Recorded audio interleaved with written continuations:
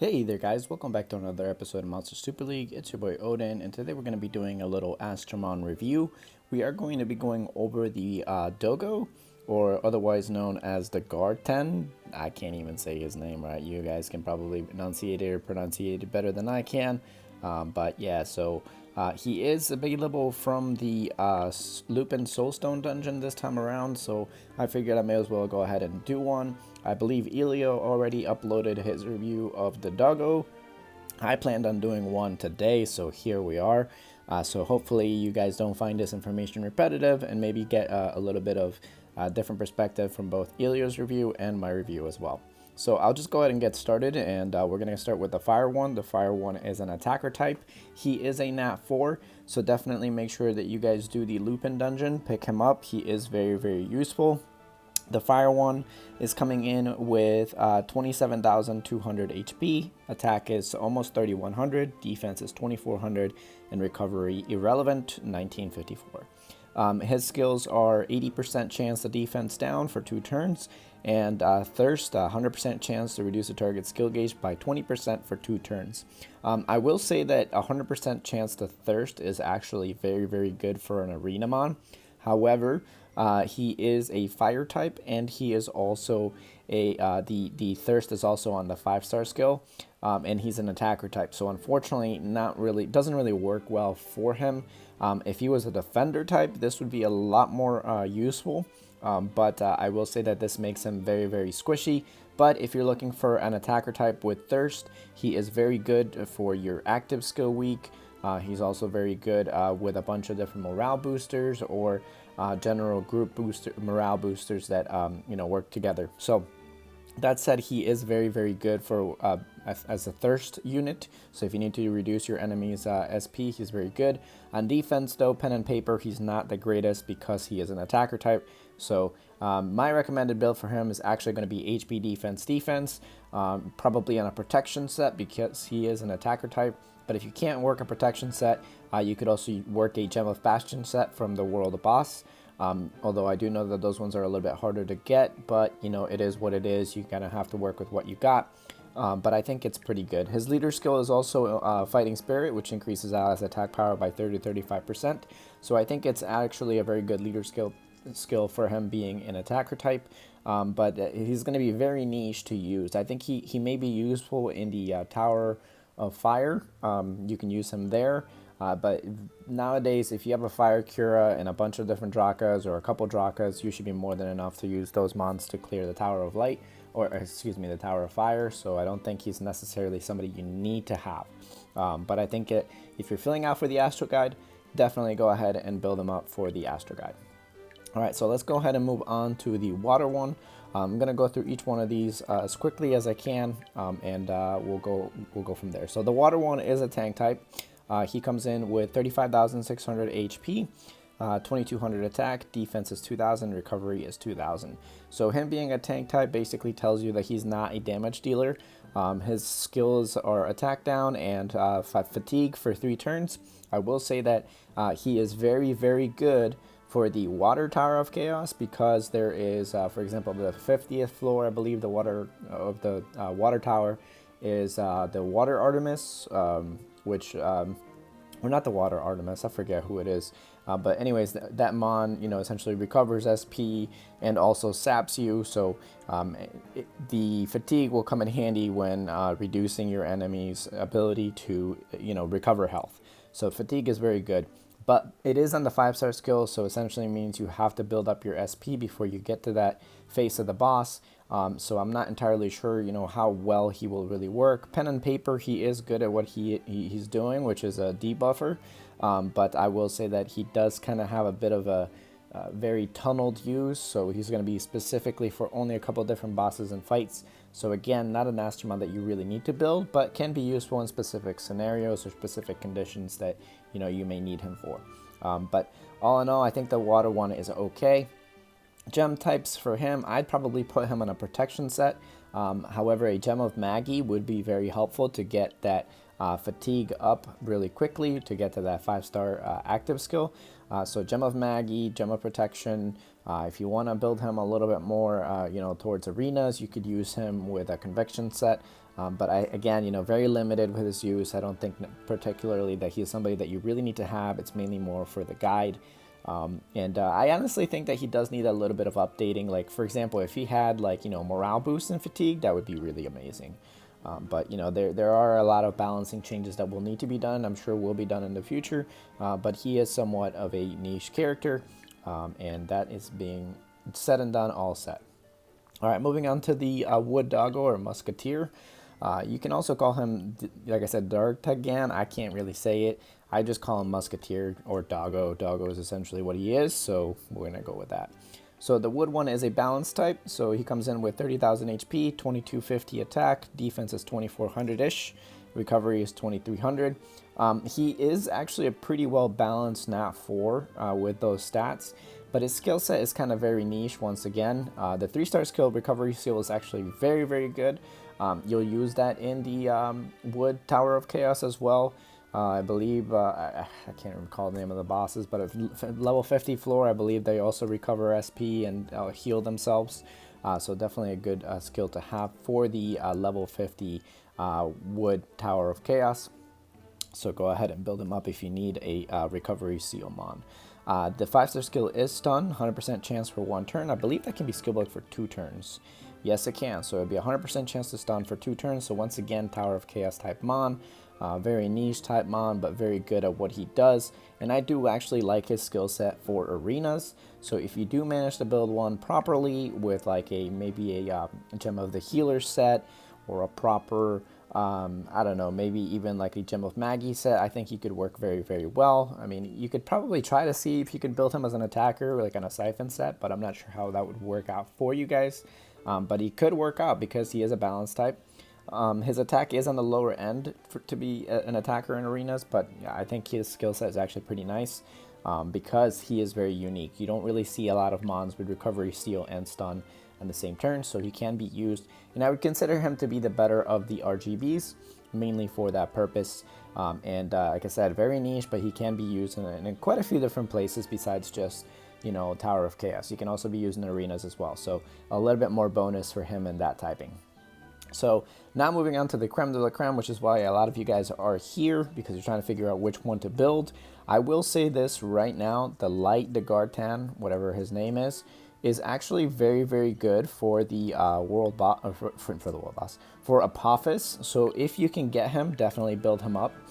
His damage is actually comparable to the Light Beth. He comes in a little bit lower because he has morale boost on the 3-star skill, but Predator is very, very good right now for the Apophis, especially for the Dark One like today. So definitely build him up. I would say that out of all of them, he is the best type. So if you're able to pick up at least one light one and build him up to Evo 3, he's going to do wonders for you on the first sword for the Apophis Boss, not only on the Dark Apophis, but quite possibly also on the light one and the RGBs, because he is a light type. So I would say he is the best of them all. Go ahead and pick him up and definitely build him. But okay, back to the stats. Musketeer, the light one, is an attacker type. He comes in with 24,700 HP, 3270 attack, 2250 defense, and 2091 recovery. So he does have a pretty lower end of the spectrum stats for an attacker type, particularly his HP and his defense. But I think that he is somewhat viable as long as you fully enhance him. And you build him up on attack defense. I think might be a good set for him, but of course his most damage is going to come from attack crit damage. But if you can't work attack crit damage, you can also do attack crit rate. But again, my preferred method, instead of running attack crit rate, is attack defense if I have a defense gem that has 25% crit rate on it, just because you want to maximize his crit rate with survivability as well. So I would say that's probably his best set if you don't have attack crit damage. But that, again, that's just me, because you're going into Apophis, and Apophis hits hard, and you're going to need to be able to last 10 turns, let's say, for that particular boss. But I will definitely say that the light one is the best type. And he does have 50% Predator on the skill books as well, so very good one to build. If you get lucky and pull a variant one, congrats to you. Not very often that he has come around. I think he only came around for capture like one time when the Lupin dungeon was initially like launched, and that's been it. This is the last we've seen of the Doggo since his release. So but yeah, guys, definitely build the light one. The light one's very good. Again, light one right now does comparable damage to the light Beth, which is the best nuker for the first sword for Apophis. So definitely make sure to build him up. All right, so for the dark one is a defender type, and he's actually very good for what he does. He is his HP is coming in at 26,700. So 26,700 HP, 2,300 attack, 3,194 defense, almost 3,200 defense, and recovery is 2,000. So he is actually a very good defender for golems. He can be used as a tank for the golems B11 as well. And what I do like about him is that it's 100% chance to sap for two saps for one turn. So essentially he's coming in and zapping right away. Also, his 5-star skill is aggression defense, and him being a defense type means that he can also do a little bit of damage for you when he does get his 5-star skill, which also makes sure that he kind of helps out your wave clearing teams when you're doing the golems. So I would say that he's actually a very good sapper and a very good defense aggressor for the golems dungeon specifically. Aside from golems, not very much use anywhere else. Maybe some Tower of Chaos if you need a specific sapper. I definitely think he can be used in arenas as well, but again, kind of iffy. I would mainly use him for golems if I picked him up. But if I was to, if I'm a brand new player and I have the choice to build either the Dark Musketeer or the light one, I'm telling you guys right now, build the light one first, because he deals a lot of damage for the Apophis, and the more damage you're able to deal to Apophis, the more gems you're going to get at the end of the week, similar to Titans. So go ahead and build up your light one first. That is my recommendation. You don't have to follow it. You don't have to believe in what I say, but that is my honest and overall opinion on the doggos. So again, reinstated, the best typing is going to be your light one, followed by the dark one, followed by your wood one, then your fire one, and then last but not least is the water one. So let you guys pick and choose whichever ones you want to build up. I definitely think that most of you guys should be able to come up with your own gem type denominations, whichever ones you guys want to use, or come to a conclusion of what gem set you guys want to use on him. But I will say that for example, like for the defender one, I would use ruin on him, but that's just me.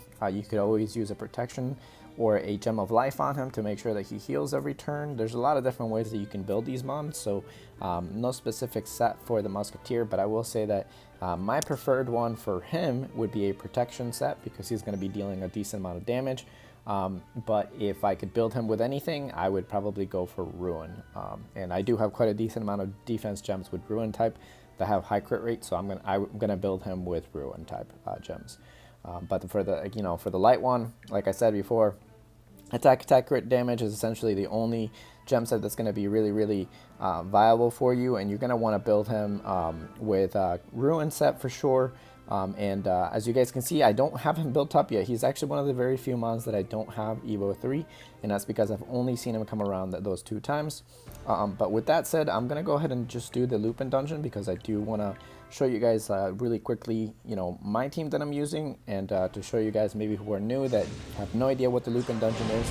All you do is you farm this story, you get a couple of clues from completing, a story mode, and you use 5 of those clues to basically get an attack on the Lupin dungeon, which works similar to the world boss.